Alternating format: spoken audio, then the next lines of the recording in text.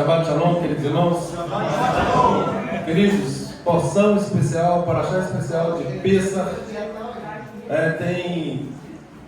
Começa no livro de Shemot, Êxodo, capítulo 17, 13, do verso 17 até o capítulo 15, 26. Temos aí confirmação em Números 28, 19 a 25, o Cântico dos Cânticos, no capítulo 1, do 1 ao 8, capítulo 1, do verso 1 até o capítulo 8, do verso 14. E Brit Hanashah, 1 Coríntios, capítulo 5, versos 1 a 13. Queridos, comecemos então a leitura de Shemot. Êxodo, abram por favor. Êxodo capítulo 13, a partir do verso 17. Que diz assim: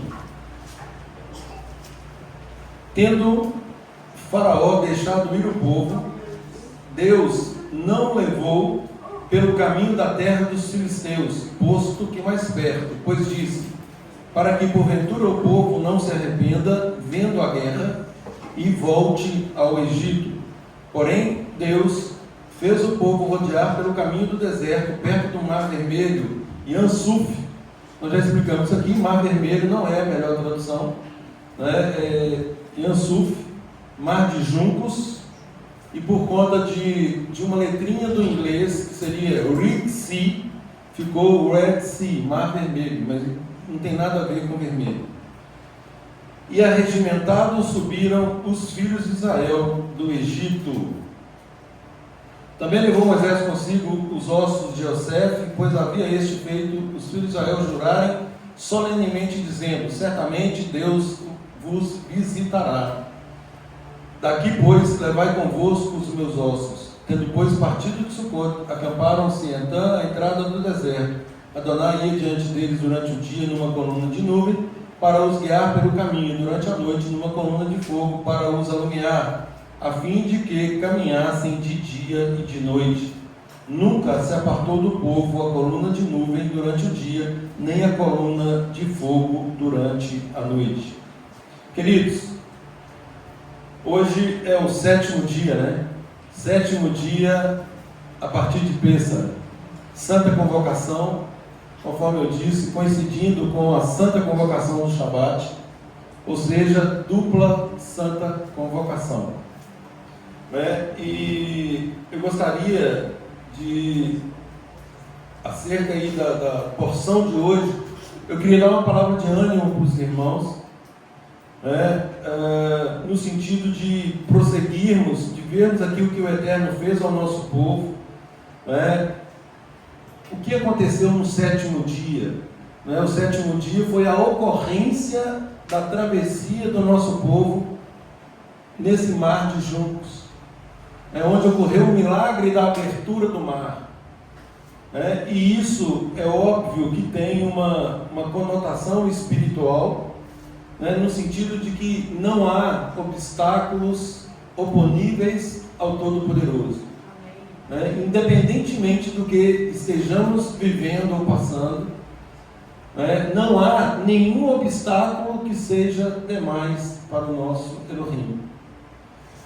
E o Eterno tem uma promessa de bênçãos para nós, o seu povo, para todos aqueles que se predispõem a integrar esta família, a fazer parte desta família.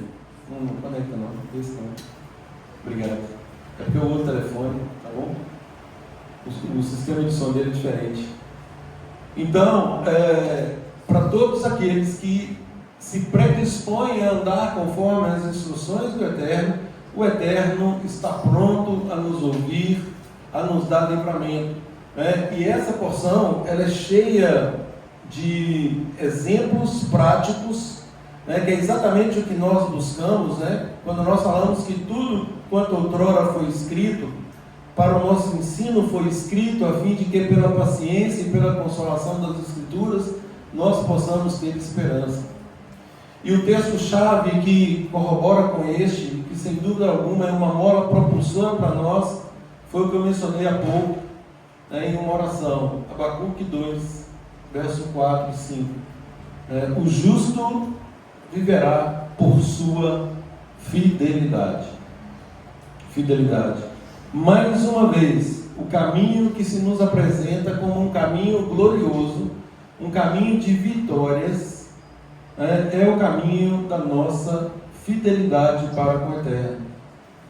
Não adianta, queridos, não adianta nós termos o conhecimento se nós não experimentarmos, se nós não colocarmos na prática os nossos atos como corolário, como consequência daquilo que nós temos aprendido. Volto a dizer, grosso modo, é como alguém que quer tirar uma carteira de habilitação, faz o curso na autoescola, aprende todas as regras, e depois que tira a habilitação, simplesmente ignora essas regras, joga tudo fora. Ele sabe que ele não pode avançar um sinal, mas aí ele começa a avançar, ele sabe que ele não pode ultrapassar pela direita, mas na prática ele faz isso, ele ultrapassa pela direita, e assim sucessivamente ele vai transgredindo todas as normas que ele já aprendeu que eram proibidas, todas as normas que para que ele fosse aprovado ele tinha que dar conta delas. Só que agora, na hora de praticá-las, isso se tornou algo de só menos importância. Por quê? Porque, em tese, agora a pessoa já está habilitada. Então, onde eu quero chegar? Essa habilitação, gente, isso é um veso do movimento romano a que estávamos sujeitos há muito tempo, só que é um veso de 2000 anos. Então, isso até hoje faz com que muitos de nós, não havendo se despido deste ensino contaminado, aquela coisa, eu gosto muito do que o Rabino Shai fala, ele fala que para aprender nós temos que desaprender. Temos que nos esvaziar daquele conhecimento romano para nos encher novamente, porque estamos cheios. Se esse copo está cheio, eu não tenho mais como... eu quero colocar uma água límpida, transparente. Eu não consigo ir além desse limite. Então, para que eu tenha essa água toda limpa, eu preciso jogar essa aqui fora, esvaziar esse copo para eu colocar agora aquilo que de fato importa e aquilo que vai garantir uma vida que vai agradar ao nosso Elohim. Sobretudo para nós que cremos em Yeshua como o Messias, como o agente da reconciliação, que é exatamente o propósito de Pessa. O propósito de Pessa, é claro que não podemos nos esquecer e aí fazer a metáfora da nossa escravidão espiritual. Então, Pessa tem a ver com libertação, mas muito além de uma libertação física, a mais importante é que o Eterno efetivamente quer nos mostrar é a libertação espiritual. É aquilo que ainda nos prende ao ponto de não conseguirmos fazer o que é nosso dever fazer. Chegar efetivamente na indagação de Shaul, mas eu quero fazer o bem. Por que eu não estou conseguindo fazer o bem? Eu não quero fazer o mal. E por que eu ainda continuo fazendo o mal? Então, assim, enquanto nós não nos confrontarmos ou defrontarmos com essa encruzilhada, dificilmente nós vamos conseguir avançar. Porque nós sabemos que a única maneira, a única forma, é aquela que Yeshua, o nosso Messias, nos apresenta, que é negar a nós mesmos. Nós precisamos compreender a profundidade disso, para que experimentemos as bênçãos desse momento tão especial, que é esse momento da libertação. O Eterno não apenas nos rememora o que Ele fez com o nosso povo, tirando-os da escravidão do Egito, mas principalmente libertando-os mentalmente, espiritualmente, da escravidão do Egito, muito além do esforço físico.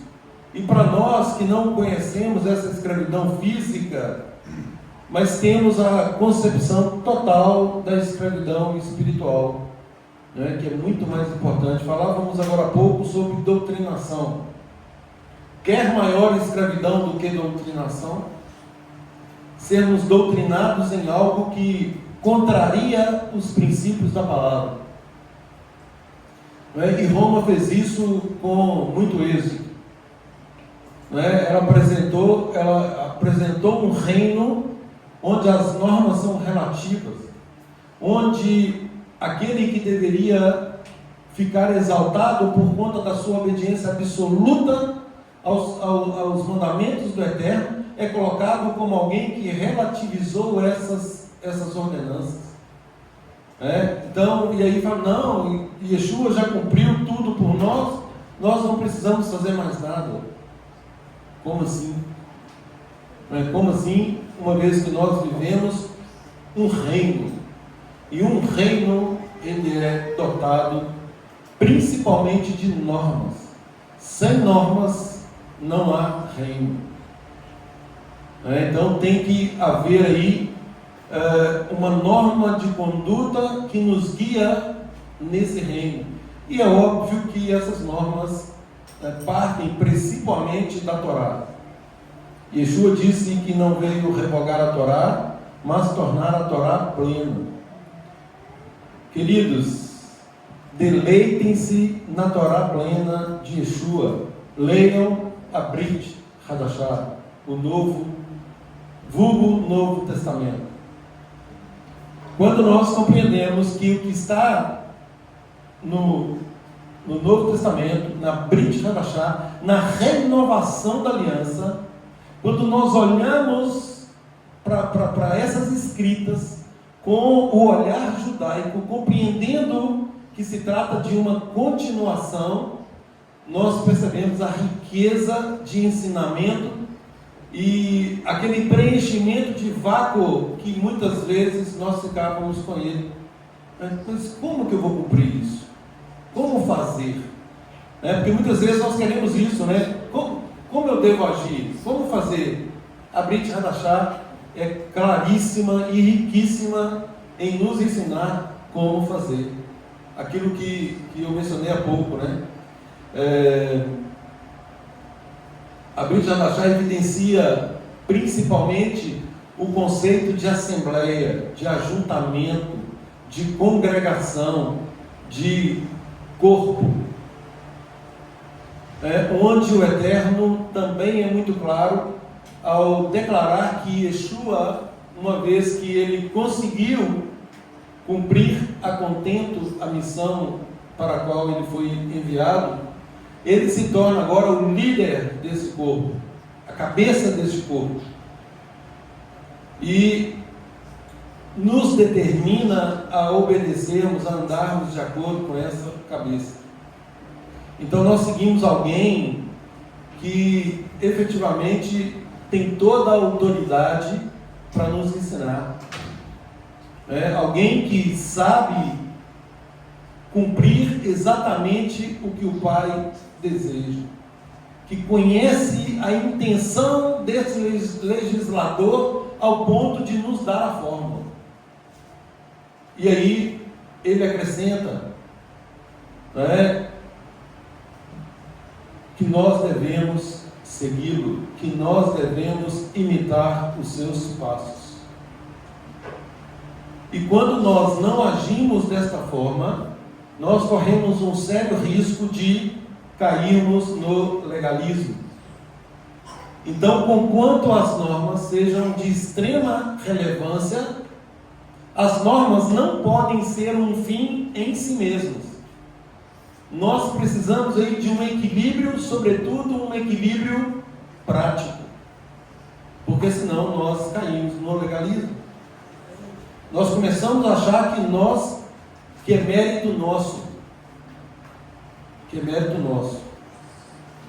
E aí vejam bem o conflito. Não é mérito nosso, mas nós devemos ter mérito. Olha que coisa. Yeshua nos apresenta esses méritos como frutos. Pelos frutos conhecereis. Então, gente, é muito fácil, né? A própria palavra de Deus fala que a nossa boca não pode nos louvar. Não seja a tua boca que te louve. Por que tem esse imperativo? Alguém poderia me dizer? Eu acho que é para bloquear o nosso erro. É porque, na verdade, nem nós nos conhecemos. Então, quando a nossa boca nos louva, é um sinal de que nós não nos conhecemos. O que eu falei há pouco? Quem nos conhece é aquele que está mais próximo de nós. Quem sabe o que é o outro é exatamente aquele que convive com esse outro. Porque nós não conseguimos, gente, nós não conseguimos fingir o tempo todo. Por que Yeshua primava tanto o relacionamento com seus discípulos? Por que se fala tanto em santa convocação? Por que se fala tanto em congregação?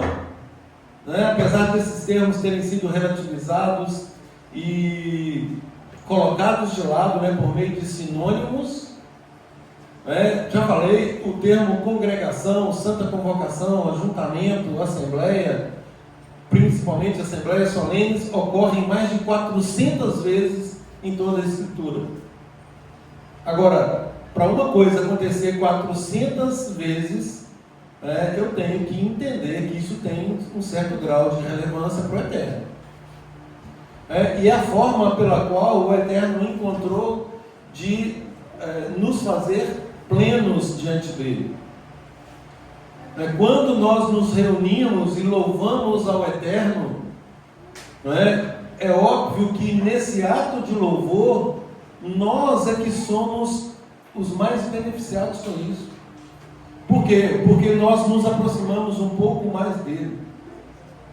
Para o Eterno, para ele, dadas todas as características e requisitos da divindade, é óbvio que ele não necessita disso, mas ele sabe que nós necessitamos, e é por isso que é tão incentivado esse relacionamento mais próximo com ele.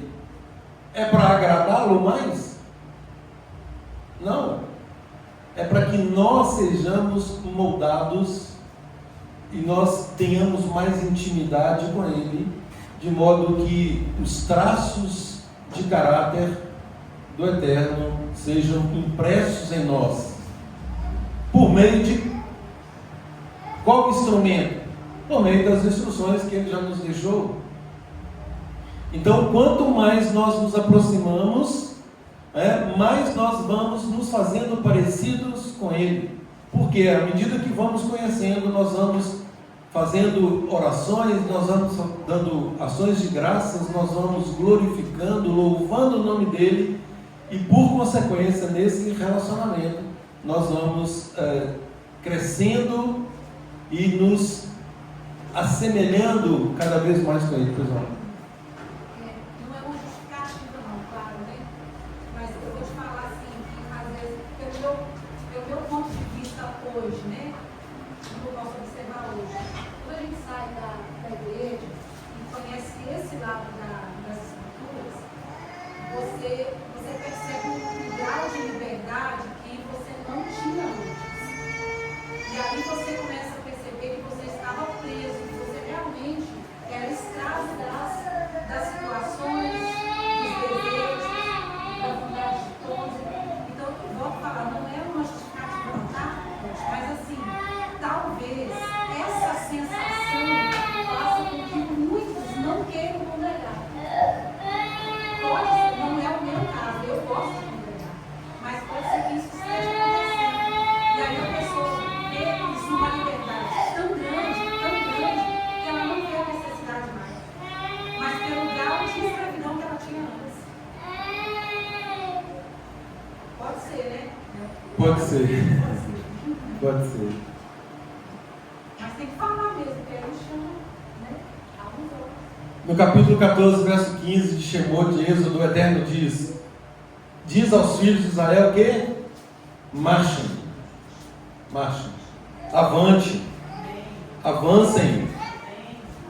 Se vocês avançarem, o mar se abrirá. Queridos, é muito interessante, né, que nós nos guiamos pelas vistas, por aparências. E muitas vezes nós olhamos para o mar e ficamos orando para que o Eterno abra. E o Eterno nos diz: bota o pé aí que eu vou abrir. Mas nós não temos a coragem de colocar os pés na água. E foi exatamente o que aconteceu aqui. O Eterno ordenou: diga aos filhos de Israel que marchem. Que marchem. Por que clamas a mim? Fala aos filhos de Israel que marchem. A ordem já foi dada. A vitória, o Eterno já nos deu. Gente, as Escrituras estão fechadas, concluídas. Aqui existe um princípio, um meio e um fim. Está tudo aqui, não há nada novo. O Eterno não vai reinventar absolutamente nada, não vai nos apresentar uma nova fórmula. A palavra dele é inerrante e absoluta. E ele nos conclama que a conheçamos e a pratiquemos, sigamos, porque assim, com certeza, nós vamos obter as vitórias que já estão descritas aqui. Muita gente fica assim: aqui, fale mais de escatologia, do tempo do fim. Shaul, é claro, ao admoestar o nosso povo, falando que nós não devemos nos preocupar com essas coisas. Porque se nós vivermos os princípios hoje, e quando findar esse dia e vier um novo dia, eu vou viver esses princípios hoje, e assim sucessivamente, eu não preciso me preocupar com o que está escrito para o fim daqueles que não obedecem ao Eterno. Ora, se eu estou na categoria de quem obedece, se eu estou me esforçando e vivendo o reino hoje, e esse hoje é hoje, terminou o dia é hoje, terminou outro dia, continua sendo hoje. Se eu estou vivendo o reino um dia de cada vez, eu tenho que me preocupar com o que está por vir aos que não obedecem? Não, eu não preciso me preocupar com isso. Por quê? Porque a própria palavra me garante que eu estou protegido por meio desta atitude de obediência. Então, o que o Eterno faz com o nosso povo, fez e faz até hoje, é exatamente isso. Não tenham medo de avançar. O mar só vai abrir para aquele que tiver coragem de tocá-lo. Gente, de novo, Abacuque 2, 4, 5. O justo viverá por? Não? Gente, como que é o imperativo do verbo abolir? Abulam? Extirpem. Retirem esse conceito abstrato. Tudo bem, o termo é fé. Só que para falarmos de fé, não como nós aprendemos lá atrás, que o justo viverá pela fé, essa palavrinha solta e com toda a reminiscência romana, ela nos prejudica sobremaneira. Por quê? Porque não é fé abstrata. Oi? Não tinha obediência ao mandamento. Isso, exatamente. É uma fé deslocada do eixo central, que é a fidelidade às instruções da terra. Então, essa fé, ela é prejudicial. Ela é prejudicial por quê? Porque é abstração demais e elucubração demais. Uma coisa que é muito abstrata, nós começamos o quê? Nossa mente a divagar. Elucubrações, nós começamos a inventar moda. O nosso pensamento ele vai dando voltas e voltas. Quando nós assustamos, ele nos pega e nos enforca ali no nosso modo, no nosso próprio modo de pensar. Agora, por quê? Porque há uma desconexão. Agora, quando nós olhamos para o termo fé, dentro da sua raiz hebraica, que é emuná, que tem a ver com essa confiança primeiro, o Eterno não deu uma ordem? Deu. Diga aos filhos de Israel que marchem. Pronto, essa é a ordem. Então, para que eu obedeça essa ordem, eu tenho que fazer o que com o Eterno? Eu tenho que Confiar. Foi o que Josué e Caleb fizeram. Não, o Eterno falou que essa terra já é nossa, que ele vai nos dar essa terra. O que vocês estão... Enquanto 2 estavam ali a favor, tinha 10 contra. Onde está a fé? No quesito, só no primeiro quesito ainda, fé é composto de 2 quesitos.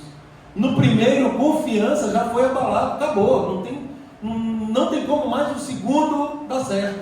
Vamos falar que seria um primeiro filtro aí dessa caminhada. Sem dúvida, sem dúvida. Então, não confiando, não havendo confiança na palavra do Eterno, como que uma pessoa que não confia no Eterno lhe será fiel?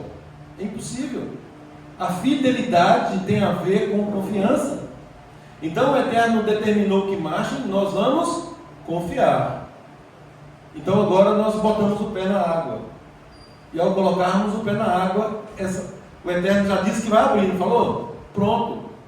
E o que ele falou não se cumpriu? Cumpriu, o 7º dia, exatamente numa data como essa, numa data festiva como essa que nós estamos aqui, para glorificar o nome do Eterno, que é absoluto, inerrante, que tem um comportamento conosco absolutamente estável. O Eterno, gente, não acorda de manhã e fala assim: hoje eu estou meio triste, hoje eu vou desconsiderar. Não existe esse negócio. O Eterno é absolutamente estável dentro de uma ordem que Ele criou. Ele não muda. A palavra fala que Ele é imutável. Então essas instabilidades que nós muitas vezes cogitamos, ela tem a ver conosco. Eu posso escolher, eu escolho isso. Já falei que isso é decisão. Eu posso escolher ficar deprimido ou eu posso escolher marchar. Eu posso escolher partir para cima. Por quê? Porque eu conheço a vontade do Eterno e eu confio nessa vontade. O Eterno me dá instruções. E outra coisa, ele fala que a palavra diz que ele me capacita a isso. E ainda que eu encontre obstáculos, ele diz o que para mim? Não haverá nenhum obstáculo para você que lhe seja demais. Você nunca vai se deparar com uma situação que você próprio não consiga resolver. Ou seja, há uma dosagem disso que está na administração dele. A palavra fala que não vem nada além do que podemos suportar. E muitas vezes nós pensamos assim: não vou aguentar esse negócio não. Confiemos, queridos, confiemos. O Eterno, essas coisas foram escritas para que nós tenhamos esperança. Essas coisas foram escritas para demonstrar o poder de Deus, para nos mostrar a quem nós estamos servindo, para nos mostrar que nós, à medida que intensificamos esse relacionamento com Ele, Ele vai nos dar livramento de todas as circunstâncias. Estamos num período agora onde uma sinalização nos umbrais da casa, mediante o sangue do Cordeiro que foi ali aplicado, que era apenas uma metáfora para aquilo que Ele faria lá na frente por meio de Yeshua, aquilo livrou o nosso povo da morte. Livrou o nosso povo da morte. E aí depois isso se tratava de morte física. E aí nessa metáfora, por meio de Yeshua, agora o sacrifício dele, cuja representação se deu no período de Pêssar também, o cordeiro, no momento em que o cordeiro era sacrificado, foi exatamente o momento que o cordeiro de Deus foi sacrificado, agora para nos dar a libertação da nossa morte espiritual, da segunda morte. Comentávamos no nosso encontro de quarta-feira sobre a segunda morte. Eu falava o quê? Que todos nós, eu penso que todo mundo, todos aqueles que que tem essa centelha de Deus, que ouviu um chamado de Deus, tem desejo que não cabe nele de continuar vivendo, né? Todos aqueles que estão nessa situação analisam a vida da seguinte forma: não pode ser só isso, né? Certamente há um mundo vindouro, certamente há uma vida eterna, e todos nós queremos o quê? Viver para sempre, não é assim? Ninguém aqui pensa que um dia será extirpado. Agora, essa extirpação será o destino dos ímpios, daqueles que se recusam a andar sob as instruções do Eterno. Então, enquanto o Eterno está determinando que marchem, que confiem nele, que ouçam as suas instruções, que Yeshua vem e declara: eu vim para que tenham vida e vida em abundância. Essa vida em abundância, queridos, é essa mera passagem por aqui, que vai durar aí no máximo 120 anos. E além disso, por meio de Yeshua, nos levará para a vida eterna. É por isso que ele declara: sem mim nada podeis fazer. É por isso que ele faz a oração de João 17,3: e a vida eterna é esta, que te conheçam a ti como único Deus verdadeiro. Numa oração que ele faz ao Pai: que te conheçam a ti, ó Pai, como único Deus verdadeiro, e a Yeshua como seu enviado. Então, quando nós cremos que Yeshua é o enviado do Eterno para cumprir o papel para o qual ele foi designado, que nós cremos que só há um único Elohim, um único Deus, aí sim nós estamos começando a nossa caminhada para o mundo vindouro, para a vida eterna. Para a vida eterna. Agora, precisa de ajustes? Precisa de ajustes. Precisa de ação. Oração é orar e agir. Ao ponto do Eterno, pessoal, chega de oração, chega. Porque tem gente que fica orando e cruza os braços, fica orando, e abre a boquinha e fica esperando o Eterno colocar na boquinha. Não, oração é orar. Marche.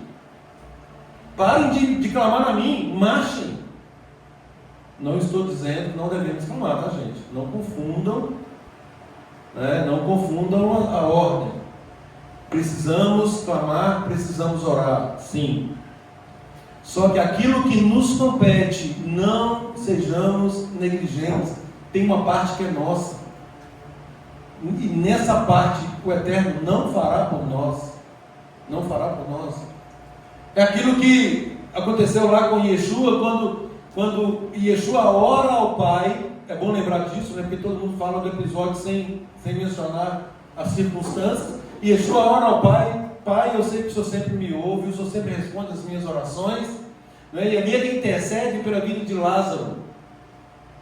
Competia alguém arredar aquela pedra. Ele poderia ter dado uma ordem para que a pedra se lançar para onde quisesse, poderia, mas ele o fez? Não. Então alguém teve que fazê-lo. Tem uma ação aí que ela é humana, tem que ser feita. Tem que ser feita. Então, queridos, aquilo que nos compete, que nós tenhamos aí a fidelidade, a confiança primeiro que o Eterno fará, e que sejamos fiéis, de modo que atravessemos esse mar com os pés enxutos. Veja bem, atravessar o mar e sequer molhar os pés. Gente, se isso não for uma atuação do Eterno, o verdadeiro milagre pelo qual passou o nosso povo nessa época, nesse dia, eu não sei mais o que é milagre. Pois não. E é bom a gente ouvir essa história novamente, comemorar, estar conectado, porque cada um aqui tem um mar para atravessar, uma situação impossível, uma causa impossível. Se perguntar nós o impossível humanamente. Acho que todo mundo vai vontade, né? Então o Senhor vai fazer isso por nós, basta nós obedecermos a palavra, nós cremos, vivemos aqui em comunhão, em nome de Jesus. Amém. Êxodo 14, 29 e 30. O Egito pereceu nas águas, mas Israel passou a pé enxuto. Olha aí. Gente, nas interpretações do nosso povo, não vou ficar citando as obras, mas nas interpretações fala assim: o mar é símbolo do din. Din em hebraico é tribunal, é justiça. Beit Din, casa da justiça, né? O mar é símbolo de justiça. E da Haramim aqui é da Hesed, misericórdia do Eterno, que foram manifestadas simultaneamente, ao passo que Deus julgou os inimigos do nosso povo, Deus purificou o nosso povo. Então alguém me perguntou hoje sobre mikveh. A mikveh tem esse papel de purificação, tudo no seu devido tempo, tá, gente? Nada de atropelos. Não adianta querer cumprir mikveh sem cumprir Atos 15, isso é literalmente dar um passo maior que as pernas. É o último degrau. Você está querendo elevar sua perna a 3 metros de distância, impossível de chegar. Então é um degrau por vez. Não esquentem a cabeça com isso, né? Sejamos fiéis naquilo que temos que fazer primeiro. Então é um passinho de cada vez. Um passinho de cada vez. E aí o Eterno vai nos mostrar a amplidão, né, de toda a extensão do reino que Ele tem para nós. Agora, o Evandro falou de uma coisa hoje aqui que é importante nós frisarmos e dar uma ênfase, que é: nós precisamos atender ao tempo decorrido. Nós precisamos dessa autoanálise constante, e esse período é um bom momento para isso, né? Dentro dessa autoanálise, ver se nós estamos progredindo, se de fato não estaria na hora de estarmos comendo um banquete mais robusto, né? E se ao invés disso nós temos que ser alimentados de leitinho ainda, de mamadeirinha, de mãozinha na cabeça, de cafuné. Então, assim, essa é uma autoanálise importante. Por quê? Porque o reino de Deus, falei isso com o irmão hoje, o reino de Deus é tomado por esforço. E só os que se esforçam é que se apoderam dele. Então, queridos, Yeshua deixou claro que a porta do reino é uma porta estreita, que o caminho do reino é um caminho apertado, e são poucos o que se acertam tanto com a porta quanto com o caminho. E ao contrário, o caminho das trevas, a porta que leva à perdição, ela é escancarada, ampla.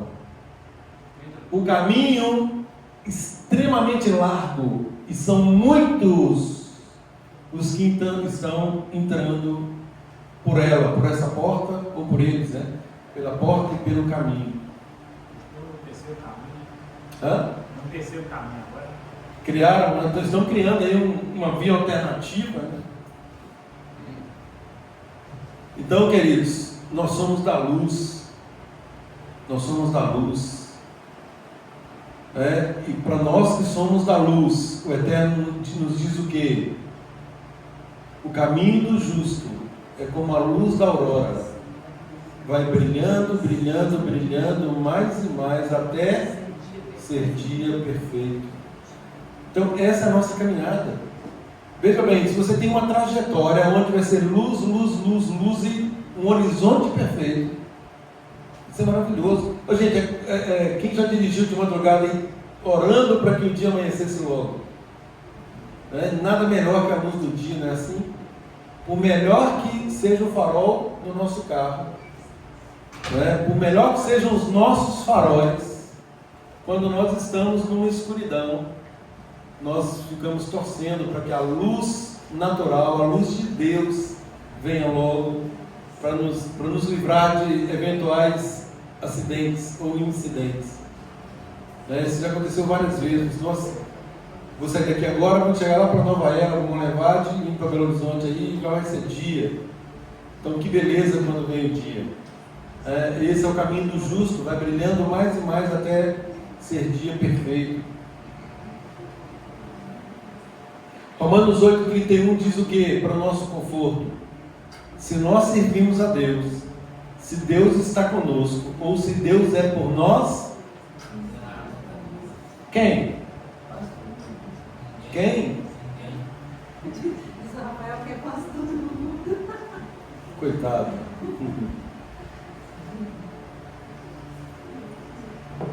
Yeshua disse a Rafael: no mundo tereis aflições, tem de bom ânimo. Eu venci o mundo.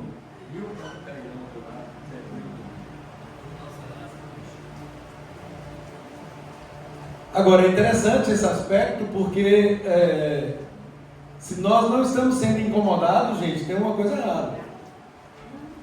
De fato, a luz incomoda as trevas. Então, meu amigo, se está sendo perseguido, é um ótimo sinal. Mantenha-se firme, seja forte e corajoso. 14:30, assim Adonai salvou Israel naquele dia. Olha o que Rashi fala. Ele fala que o povo que saiu do mar não era o mesmo que entrou, pois houve ali uma transformação espiritual. Gente, imagine a experiência. Que experiência! Eu me coloco ali, toda vez que eu leio essa passagem, eu me coloco ali no meio do nosso povo. Se fosse eu ali, como que eu teria saído do outro lado? Imagine a cena: paredes de água de um lado, paredes do outro, e caminhando ali incólume, sem molhar nada. Ao passo que essas mesmas paredes de água destruíram os nossos inimigos. Fantástico. 1 Coríntios 10, 1 e 2 diz que naquele momento todos foram batizados em 1 Coríntios 10, 1 e 2. 1 Coríntios 10, 1 e 2. Todos foram batizados em onde? E o que é Moshe para o nosso povo? Olha aí, gente, um batismo da palavra, da obediência à palavra.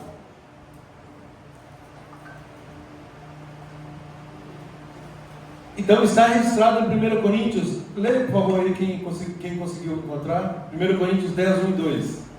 Irmãos, quero que vocês saibam que os nossos antepassados estiveram todos debaixo da nuvem, e todos passaram pelo mar.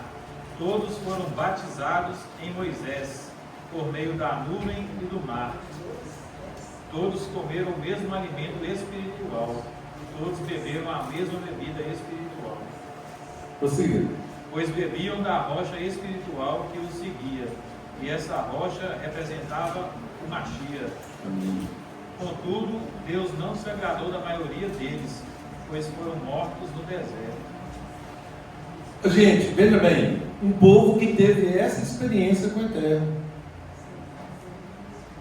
Uma experiência única, ímpar, mas que ainda assim, em determinado momento, ensimesmou-se. Foi vítima de si mesmo, ao ponto de não continuarem na confiança para com o Eterno. E aí o que aconteceu quando perde a confiança? Morreram. Por conta disso, logo os episódios seguintes que decorreu ali da ordem dos espias, eles não creram na palavra do Eterno. E porque não creram, o Eterno condena, dá uma sentença ao nosso povo de 40 anos de peregrinação no deserto. Volto a dizer, numa caminhada que duraria no máximo 2 semanas. O que é desobediência, o que a falta de confiança, o que a falta de fidelidade nos proporciona? Um atraso de 40 anos de vida. 40 anos.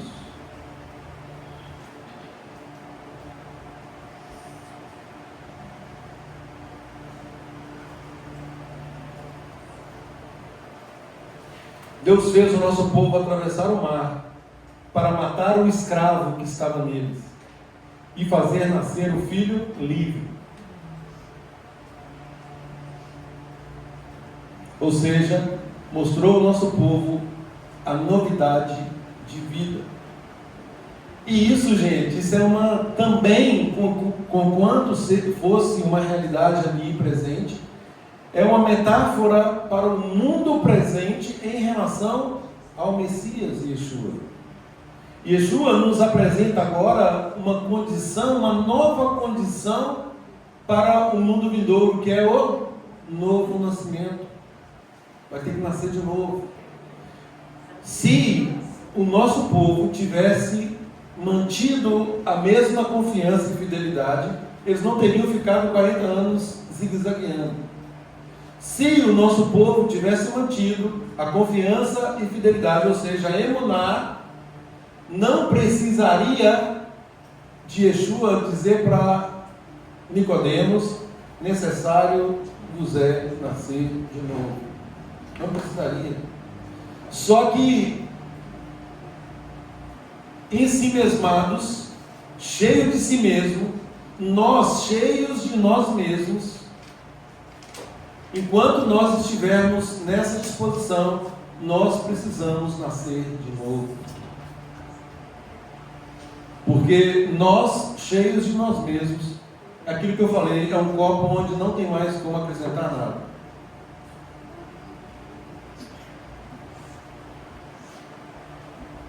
Recebemos aí um visitante nessa semana, e eu falei isso com ele, pessoal, olha, se nós não estivermos prontos para receber conteúdo, com o conteúdo que já temos, se nós não nos esvaziarmos, não tem como, não tem progresso, não tem como haver. Então, primeiro tem que ter essa consciência. Sem ela é impossível haver uma mudança. Então, pegando as palavras do Rabi Shai, precisamos aprender como aprender.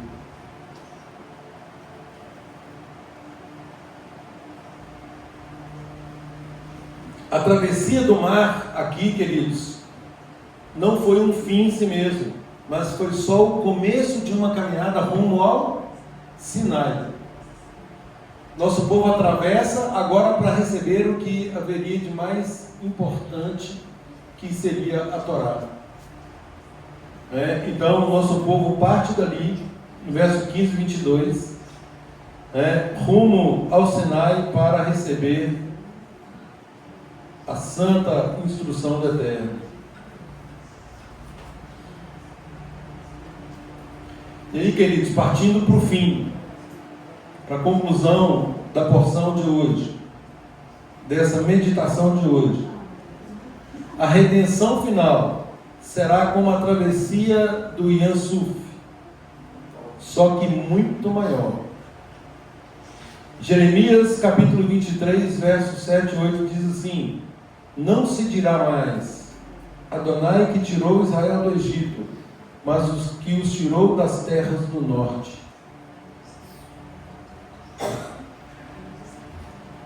Lá em Romanos 11, 26, que fala que nessa oportunidade todo Israel será salvo. E nós sabemos que esse todo Israel será salvo, tem o entendimento correto do que seria esse todo. Não todo indistintamente, é óbvio, mas todo na sua completude em termos de agregação, em termos de congregação. E nós sabemos que, obviamente, a única forma disso acontecer será por meio do Mashiach Yeshua. Tudo que Deus fez lá atrás, já está escrito, Ele fará novamente conosco, com glória ainda maior. E a única coisa que o Eterno requer de nós, sejamos confiantes, confiemos nas promessas e na palavra dele, permaneçamos fiéis, não temais, estáis quietos e vede o livramento de Adonai. Êxodo 14, 13. Deus está conosco, queridos. Deus está conosco. Nesse Egito que é o mundo. Ele está nos esperando do outro lado. E Ele vai nos conduzir ao mundo vindouro. Avancem, marchem, que o mar se abrirá. Sejamos fortes e corajosos. E nunca, nunca, nunca nos apartemos das santas instruções dele, para que não nos aconteça de perecermos, nada obstante todo esse esforço. Que por meio de Yeshua, por meio do Ruach HaKodesh, o Eterno possa nos dar a vitória completa, e assim nós possamos glorificar o nome dele. Shabbat Shalom a todos.